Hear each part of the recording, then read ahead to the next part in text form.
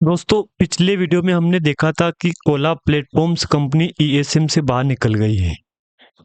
Company के ऊपर दोस्तों सवाल खड़े हो गए हैं कि ईएसएम से बाहर निकल गई है लेकिन आज ट्रेडिंग क्यों नहीं हुई है। क्या डेली बेस पे कंपनी में ट्रेडिंग शुरू होगी नहीं होगी, आखिर होगी तो कब तक होगी, क्या है गुड न्यूज़ क्या है बैड न्यूज़, और साथ में क्या अभी रेगुलर बेस पे लोअर सर्किट जो चल रहा है सर्किट लिमिट सेम रहेगा, आगे बात करेंगे। लेकिन आज हो चुका है 16 दिसंबर 2025, लेकिन कल मंडे था 15 दिसंबर को, तो कल तो वैसे ऑलरेडी कारोबार कंपनी हुआ था, लेकिन आज जैसे कंपनी में ओपनिंग हुई, मार्केट में ओपनिंग हुई, कंपनी में दोस्तों जो कल का कारोबार था ना वही शो हो रहा है। डेटा भी जो कल का था ना वही शो हो रहा है। आगे बात करेंगे कि क्या भी रेगुलर बेस पे कामकाज चलेगा इसमें, क्योंकि आज आपको पता है यहाँ पे मार्केट में ठीक ठाक परफॉर्मेंस हुआ है, लेकिन अच्छा खासा परफॉर्मेंस होने के बावजूद मार्केट में आज कंपनी में कोई हलचल देखने को नहीं मिली है।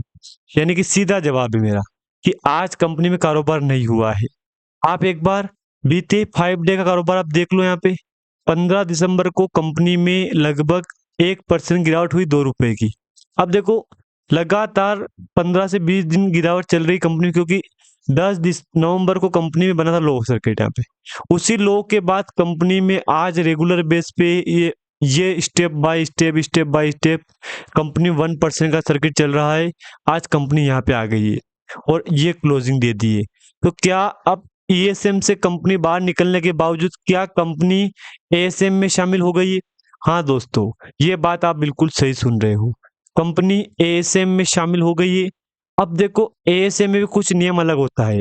हाँ ये बात सही है कि एएसएम में तो डेली बेस पे कामकाज होता है, लेकिन आखिर कोला प्लेटफॉर्म्स में आज कामकाज क्यों नहीं हुआ है? सवाल तो यहीं पे आके अटक रहा है। आप खुद को पता है कि आज कारोबार हुआ मार्केट में और दूसरी कंपनी में हुआ, लेकिन कोला प्लेटफॉर्म्स में आज कारोबार नहीं हुआ है। तो इसका मतलब तो यही हो रहा है फिर कि यार इसका मतलब कंपनी ईएसएम से बाहर नहीं निकली। हाँ दोस्तों निकल तो गई है, लेकिन बस कामकाज कंपनी नहीं कर पाई है। अब डेटा क्या बोल रहा है उसको भी देखेंगे हम।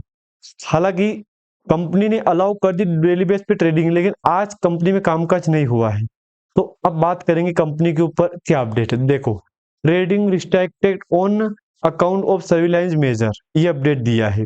जबकि आपको पता ही सही यहाँ पे बीते 13 दिसंबर के बाद कंपनी ने बैक टू बैक अच्छी खासी हमको अपडेट दी थी।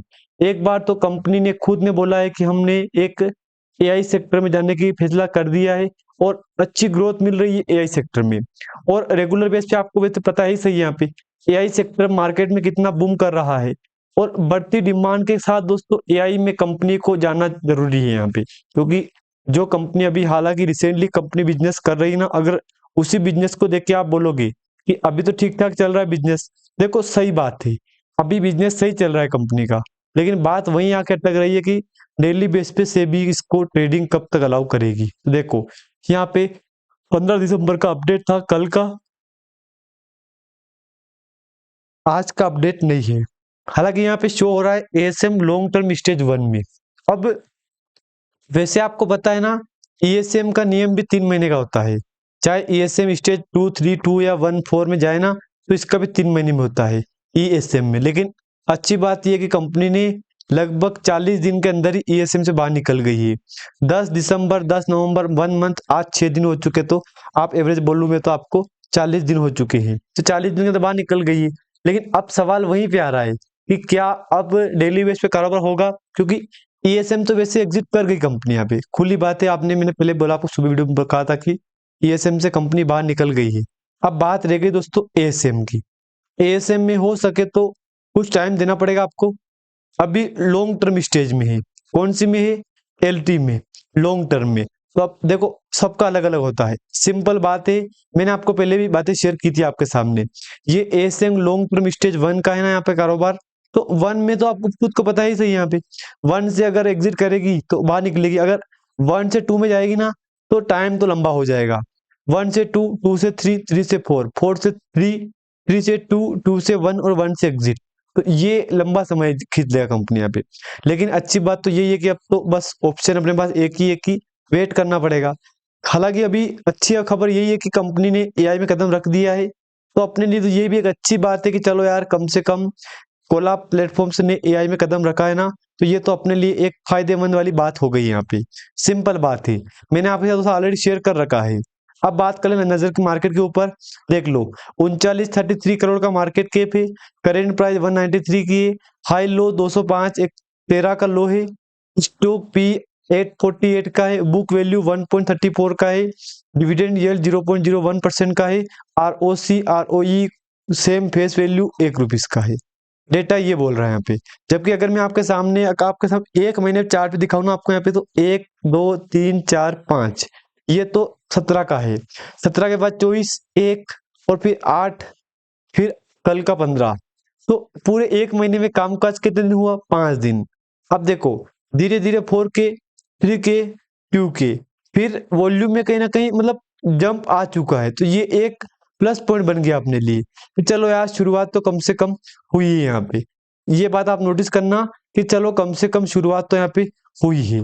और हाँ, मैंने आपको दोस्तों ऑलरेडी काफी वीडियो में बातें शेयर कर रखी है आपके साथ की कंपनी गलत नहीं है, मार्केट के कंपनी का कोई रिकॉर्ड भी गलत नहीं है, ये बात भी मैंने आपके साथ शेयर की दोस्तों। आप चाहो तो एक बार देख सकते हो यहाँ पे। हाँ, हालांकि कंपनी ईएसएम से बाहर निकली ना, तो एएसएम में चली गई ना, तो ये भी एक दुख की बात है कि यार अगर बाहर निकलना तो एएसएम से बाहर निकलती कंपनी, ईएसएम से तो मानते हैं हम कि चलो यार बाहर निकल गई। हालांकि ईएसएम से निकलना है बाहर और एएसएम में चली गई। एएसएम में जाने के बाद डेली बेस पे कंपनी को सेबी ने ट्रेडिंग अलाउ कर दी, ट्रेडिंग अलाउ कर दी, लेकिन अब इस कंपनी में ट्रेडिंग नहीं हो रही है। तो बात तो वहीं आ रही कि यार इतनी बढ़िया कंपनी में ट्रेडिंग नहीं हो रहा है, इसका मतलब क्या हो रहा है? हालांकि अब तो ऑप्शन हमारे पास बहुत, देखो एक तरह से डॉक्यूमेंट में तो बहुत ऑप्शन है अपने पास। मार्केट कैप देख लो, मार्केट कैप से चार्ट देख लो, वॉल्यूम देख लो, क्वार्टर रिजल्ट देख लो एक बार कंपनी का।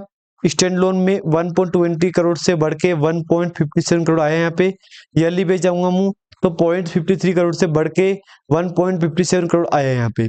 अब विचार करो आप यहाँ पे 100% का जंप है ईयरली बेस पे, क्वार्टर बेस पे भी कहीं ना कहीं एक अच्छा जंप आपको देखने को मिला है।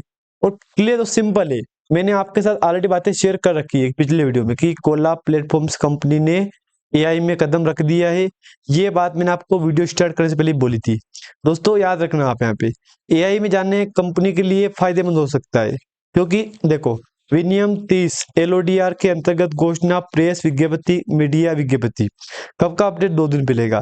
12 दिसंबर 2025 को कोलाब इंटेलिजेंट प्राइवेट लिमिटेड, अब देखो कोलाब इंटेलिजेंट एआई, मेरे सिंपल बोल रहा हूँ दोस्तों, नाम कंफर्म था, मेरे को नाम याद आ गया, कोलाब इंटेलिजेंट है। यानी कि कोलाब इंटेलिजेंट कंपनी की शुरुआत हो चुकी है। और देखो पार्टनर कंपनी इसी कोलाब प्लेटफॉर्म्स की सब्सिडी कंपनी है ये बात आप बिल्कुल भी मत भूलना। और हाँ, मैं आपको फिर बोल रहा हूँ दोस्तों, इससे बेहतर अपडेट आपके लिए नहीं मिलेगा आपको, क्योंकि देखो ये अपडेट जो मैं आपके साथ शेयर कर रहा हूँ दोस्तों, इस अपडेट का असर कंपनी को काफी बड़ा पड़ सकता है। और हाँ, ये बात मत सोचना कि लगातार गिरावट चलेगी कंपनी में, जब चाहे तब कंपनी एग्जिट कर सकती है यहाँ से। ये बात मैंने पहले भी कही थी आपको, आज फिर बोल रहा हूं मैं, क्योंकि सबसे बड़ा सवाल एक ही है कि एएसएम से बाहर कब निकलेगी। देखो अब तो हालांकि 1 2 दिन हुए हैं यहाँ पे, अभी तो 2 दिन बीते हैं, कल का और आज का। वैसे आज तो कारोबार बंद था, अगर डेली बेस पे कारोबार चल जाए ना कंपनी में, तो फिर कभी अप कभी लो, कभी डाउन कभी अपर, कभी डाउन कभी अपर लो, अपर लो अपर लो अपर लो, ऐसे करते करते करते करते टाइम पास निकाल दो। ठीक है, मैं मानता हूँ, चलो यार कम से कम कारोबार शुरू कर दिया है। बाकी अगर जानकारी आपको अच्छी लगे तो लाइक कर देना, चैनल पर नए हो सब्सक्राइब भी एक बार दोस्तों आप कर देना। धन्यवाद।